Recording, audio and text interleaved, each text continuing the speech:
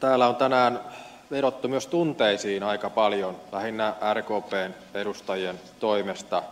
On puhuttu siitä, että tämä aloite tulee heidän ihon alleen. Tietenkin se voi olla, että joidenkin mieli muuttuu ton tyyppisten puheiden jälkeen, mutta tietenkin meidän niin kuin on pakko täällä lainsäätäjinä katsoa kylmiä faktoja. Tai ei ne välttämättä ole mitenkään, tarvitse olla kylmiäkään, vaan tosiasioita. Ja tosiasia yksi semmoinen, minkä haluan nyt kuitenkin siitä johtuen, että RKP on tätä tunnepitoista argumentaatiota käyttänyt, on se, että meillä on tänään esimerkiksi tuolla eduskunnan perustuslakivaliokunnassa käsitelty tätä saamelaisasiaa.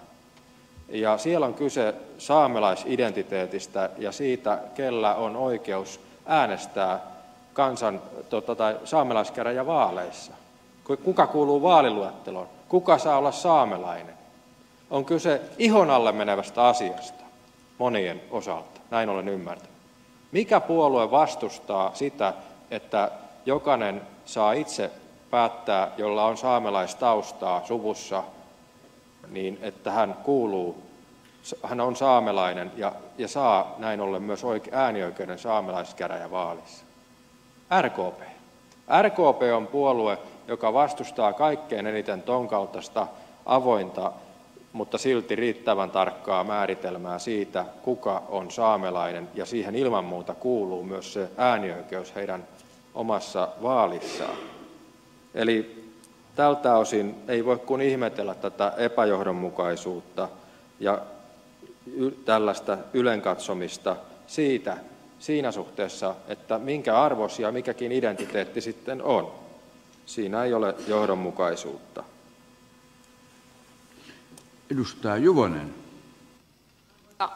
Herra puhemies, pakko on paha sana ja tähän pakkoruotsi-sanaan voidaan liittää se, että sehän on alun perinkin tarkoitettu muun muassa virkamiehille, jotka joutuvat sitten käyttämään kahta kotimaista kieltä toimiessaan.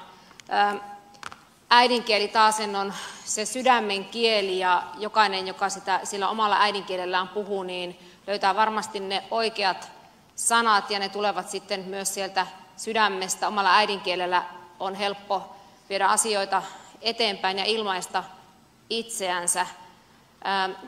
Tämän kansalaisaloitteen tarkoitus ei varmasti ole loukata niitä ihmisiä, jotka käyttävät toista kotimaista kieltä omanansa ja niin poispäin, mutta mielestäni se vapaaehtoisuus, millä kuitenkin meillä Suomessa pitäisi erilaisia kieliä lähteä opiskelemaan koulussa, niin se pitäisi huomioida ja ajatella myös se Suomen kansainvälistyminen ja se, että millaisen voimavaran sillä uudella kielellä ihminen saa maailmalle lähtiessään. Ja kyllähän se niin on, että Eurooppaanhan täältä suunnataan ja muualle maailmaan ja siellä pärjätään kansainvälisillä kielillä.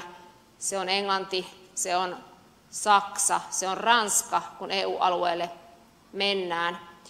Olen aina miettinyt sitä vaikeutta, mikä kouluissa on. Olen sen itse kokenut ja myös lähipiirissä on perheitä ruotsin kielen opiskelulle. Ongelma on siinä, että mikäli olisi tarkoitus, että sitä oikein kunnolla oppisi, niin sitä pitäisi varmasti opettaa enemmän ja myös käyttää arkipäivässä. Että englanti on kansainvälinen kieli ja sen oppii jokainen hyvin pienenä jo, koska sitä seurataan televisiosta ja niin poispäin. Eli kyllä minäkin yhdyn tähän perussuomalaisten lausumaan ja kannatan sitä. Olen sitä mieltä, että kielten opiskelun pitäisi perustua vapaaehtoisuuteen ja siinä mielessä ruotsin tilalle pitäisi pystyä valitsemaan toinen kieli niin halutessaan. Edustaja Saarakkala. Arvoisa herra puhemies, vielä tuohon äskeiseen lisäyksenä, minkä takia saamelaisasiat ja ruotsin kieli liittyvät toisiinsa?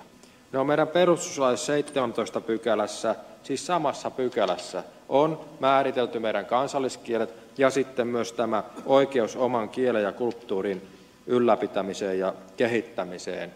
Ja siinä nimenomaan saame on se, mikä korostuu, ja siksi nostin sen esille. Mutta tosiaan RKP:n mielestä näillä asioilla ei näytä olevan kuitenkaan yhteyttä. No, sitten mitä tulee tähän ruotsin kielen opiskeluun ja opettamiseen, oppimiseen, niin aika paljon tulee viestiä tänä päivänä opettajilta kentältä, että oppilailla on suuria vaikeuksia äidinkielessä ala-asteikäisenä alakoulussa, englannin kielen oppimisessa. Niin mitä tekee meidän opetushallitus ja opetusministeri? Haluaa, että ruvetaan lukemaan ruotsia vielä aiemmin, eli otetaan se sinne sekaamaan 6. luokalle ja muut. Totta kai lahjakkaat oppilaat ja semmoiset, jotka pärjää kielissä, niin varmaan pystyy sitä oppimaan, mutta vaarana on se, että ne, keillä on oppimisvaikeuksia, niin se tilanne pahenee entisestään. Se on täysin eri asia, jos sitten jotain alle kouluikäisiä lapsia laitetaan kielikylpyyn, niin sitä ei voi tavallaan verrata siihen, että siinä vaiheessa, kun on monia eri aineita, joita pitäisi oppia koulussa, niin 6. luokalla ruvetaan sitten tätä ruotsin kieltä 1 tunnin verran viikossa edistämään, joka on ihan niin kuin naurettavuuden huippu. Että tästä on tullut jopa ruotsin kielen opettajilta itselle viestiä, että näin ei pitäisi toimia. Eli tämä on just sitä, voisi sanoa, propagandistista toimintaa ruotsin kielen puolesta, millä ei ole mitään tekemistä arkitodellisuuden kanssa. Ja tätä kannattaisi kartoittaa opettajakunnasta laajemminkin, niin tämä viesti varmasti tulee enemmistöltä. Edustaja Juvonen.